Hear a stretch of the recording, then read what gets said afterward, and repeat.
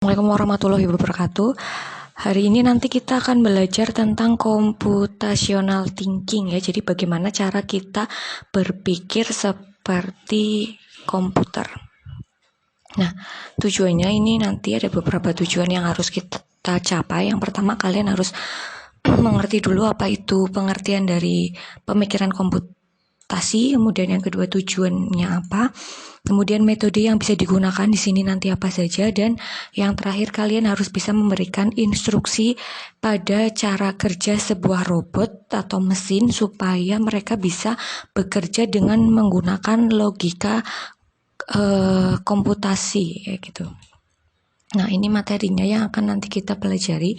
Yang pertama ada pengertian, kemudian yang kedua ada tujuan, yang ketiga ada metode berpikir, yang keempat berpikir seperti robot, dan yang kelima contoh pengaplikasian pemikiran komputasi pada dunia nyata, dan yang terakhir nanti ada latihan soal. Nah, untuk yang pertama yaitu ada pengertiannya dulu, apa sih itu computational thinking atau pemikiran komputasi ya. Jadi pemikiran komputasi ya atau computational thinking itu adalah cara berpikir atau memecahkan masalah seperti seorang ilmuwan komputer. Dengan kata lain, pemikiran komputasi adalah sebuah metode pemecahan masalah dengan mengaplikasikan atau melibatkan teknik yang digunakan oleh programmer dalam menulis program. Nah, kemudian yang berikutnya tujuan dari pemikiran komputasi ya, apa saja? Berpikir atau pemikiran komputasi di sini tidak berarti berpikir seperti komputer secara utuh, melainkan berpikir tentang komputasi di mana seseorang dituntut untuk yang pertama dapat memformulasikan masalah dalam bentuk masalah komputasi, jadi merubah sebuah permasalahan untuk diselesaikan dalam bentuk komputasi. Kemudian yang kedua dapat menyusun solusi komputasi yang baik dalam bentuk algoritma atau dapat menjelaskan mengapa tidak ditemukan solusi yang sesuai. Nah, ini adalah tujuan dari pemikiran komputasi. Kemudian yang berikutnya ada metode berpikir.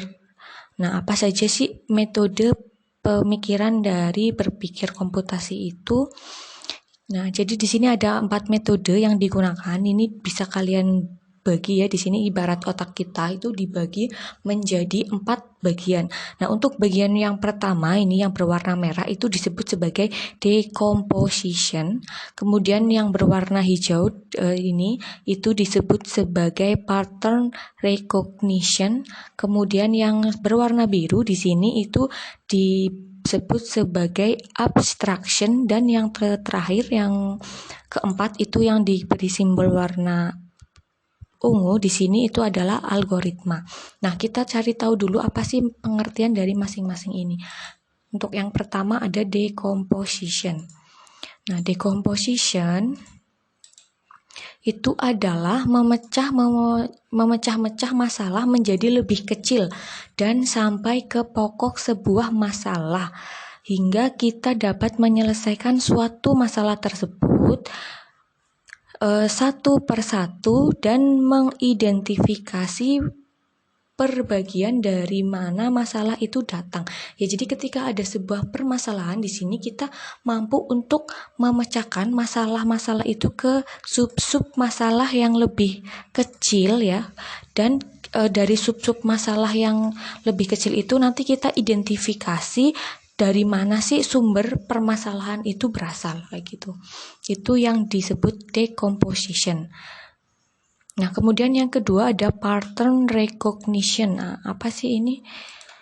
Ya, jadi pattern recognition itu adalah mencari pola. Biasanya di dalam sebuah masalah terdapat pola-pola tertentu untuk memecahkannya. Di situ kita dituntut untuk mengetahui sendiri bagaimana pola tersebut. Ya, contohnya di sini misalkan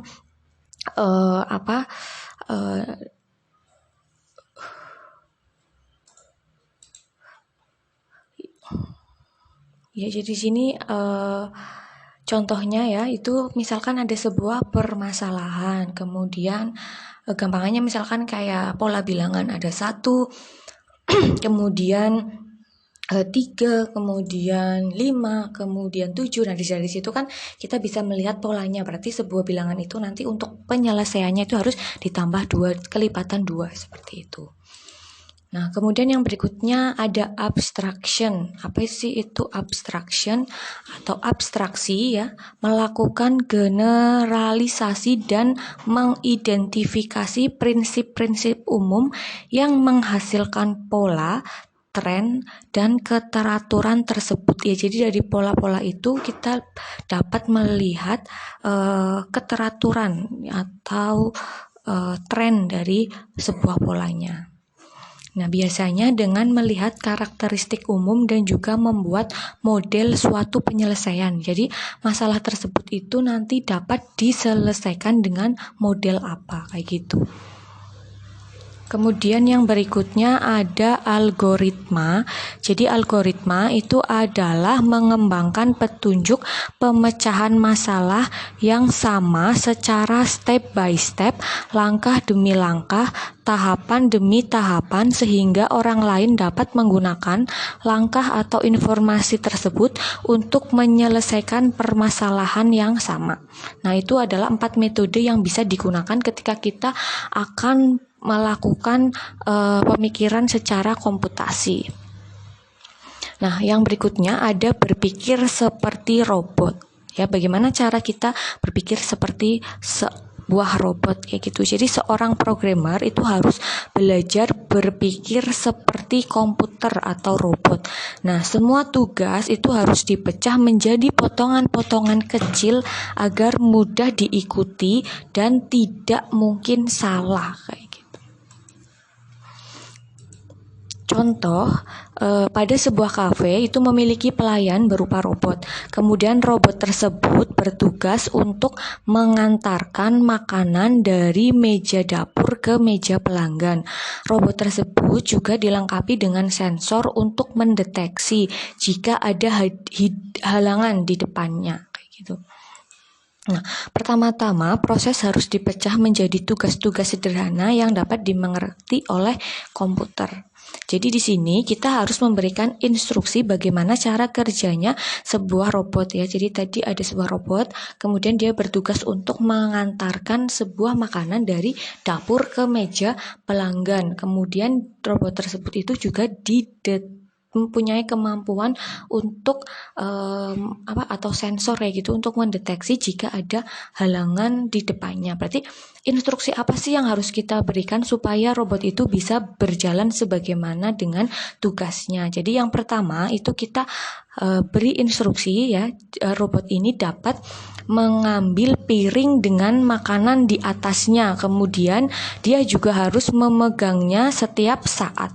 Kemudian yang kedua instruksinya, robot tersebut pindah dari dapur ke meja makan dengan cara yang pertama jalan ke pintu antara dapur dan ruang makan ya. Jadi robotnya nanti diberikan instruksi supaya dia berjalan dari dapur menuju ke pintu ya sebelum dia menuju ke meja makan. Kemudian yang berikutnya dari pintu itu dia akan memeriksa rintangan dan jika ada rintangannya dia harus dapat mengatasi rintangan tersebut. Nah, setelah itu setelah tidak ada rintangan apapun ya atau sudah selesai dia sudah mengatasi rintangannya, maka si robotnya itu nanti diberikan instruksi untuk jalan dari pintu menuju ke meja. Kemudian di situ dari pintu menuju ke meja juga dia diberikan kemampuan untuk memeriksa rintangan dan mengatasi rintangan tersebut ya. Kemudian yang terakhir nanti si robotnya itu nanti bisa meletakkan piring di atas meja pelanggan. Nah, berarti di sini instruksinya sudah selesai dan robot sudah bisa melakukan tugasnya dengan baik seperti itu. Nah, ini langkah-langkah atau instruksi yang harus kalian berikan. Nah, kemudian yang berikutnya itu contoh pada dunia nyata itu seperti apa ya. Jadi kalau robot itu kan mungkin hanya imajinasi ya, tidak atau belum ada di dunia nyata kita. Nah, tetapi apa sih yang contoh yang nyatanya itu misalkan kita sedang menaiki sebuah lift. Nah, di lift di sini juga dia harus punya pemikiran layaknya seperti komputer atau berpikir komputasi ya. Jadi bagaimana caranya ketika seseorang itu naik sebuah lift, kemudian orang itu menekan sebuah tombol di situ, apa yang harus lift itu kerjakan kayak gitu ya. Nah, jadi untuk memberikan instruksinya nanti berarti liftnya itu harus tunggu dulu sampai pintu itu ditutup ya. Ketika ada orang masuk, tunggu sampai pintunya tertutup. Kemudian tunggu sampai orang yang sudah masuk ke dalam lift itu menekan sebuah tombol di dalam liftnya ya, untuk menentukan kemana dia akan pergi, ke lantai mana kayak gitu. Nah, kemudian berarti ketika si orang itu menekan tombol di dalam lift itu berarti kan ada kemungkinan orang itu akan menaik atau akan turun kayak gitu ya. Jadi di sini diberikan dua instruksi. Yang pertama, jika tombol yang ditekan itu lebih tinggi dari lantai atau posisi dia saat ini, maka instruksinya dia akan bergerak ke atas. Tetapi jika tombol yang ditekan itu lebih rendah dari lantai saat ini ya, lebih rendah dari posisi dia saat ini, maka liftnya itu akan bergerak ke bawah. Nah, kemudian yang terakhir, tunggu sampai lantainya itu sama dengan tombol yang ditekan atau posisinya sudah sesuai kayak gitu, baru buka pintu liftnya ya gitu. Nah, ini adalah instruksi dari kerja sebuah lift kayak gitu ya.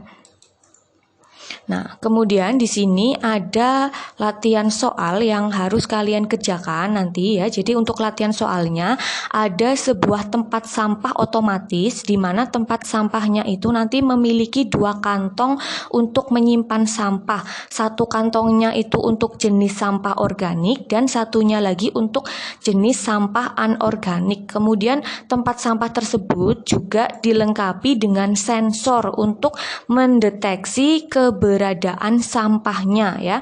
Nah, jika seseorang meletakkan sampah di atas sensor tersebut, maka sensor akan mendeteksi sampah dan menentukan jenis sampahnya. Jika yang terdeteksi itu sampah organik, maka penutup kantong sampah organik itu akan terbuka. Begitu juga dengan sebaliknya. Jika yang terdeteksi itu anorganik, maka kantong satu lagi yang akan terbuka kayak gitu ya. Nah, kemudian setelah sampahnya selesai dibuang atau orang itu sudah meletakkan sampah di dalam kantongnya, maka secara otomatis penutupnya itu akan tertutup kembali dari masing-masing kantongnya ya. Nah, kemudian nanti setelah penutupnya sudah tertutup kembali akan muncul ucapan terima kasih Anda tidak membuang sampah sembarangan.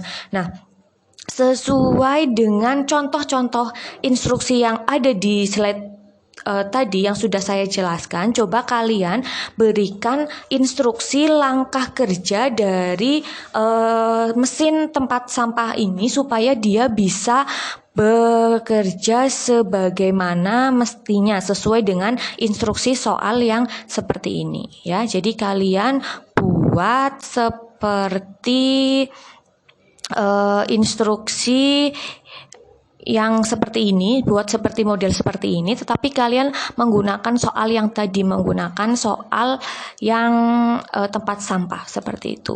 Nah, sekian untuk hari ini ya.